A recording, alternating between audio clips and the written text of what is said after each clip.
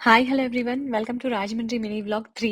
మా తాతగారి పుట్టినరోజు సెలబ్రేషన్ కోసం రాజమండ్రి వెళ్ళా ఉన్నాను కదా! అక్కడ మేము తన పుట్టిన ఊరైన కోటికేశ్వరానికి ఆ రోజు సాటర్‌డే నైటే చేరిపోయామని లాస్ట్ వ్లాగ్‌లో చెప్పాను. సో, అక్కడికొచ్చిన తర్వాత అందరూ చూడటానికొచ్చారనమాట.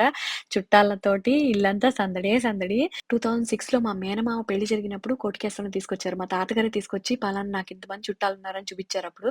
తర్వాత మళ్ళీ ఇదిగో 2024లో మళ్ళీ వస్తున్నారాయన. అంటే ఆల్‌మోస్ట్ 18 ఏళ్లనమాట. ఇంక చూసుకోండి అన్నేళ్ల తర్వాత వచ్చేసరికి ఇంక అందరికి ఎంత సంబరంగా ఉంటుందో. చాలా మందిని గుర్తుపట్టడానికి కూడా తాతగారికి చాలా టైం పట్టింది. సో, అందరూ వచ్చి వాళ్ళకి వాళ్ళే పరిచయం చేసుకుంటున్నారనమాట ఇక్కడ.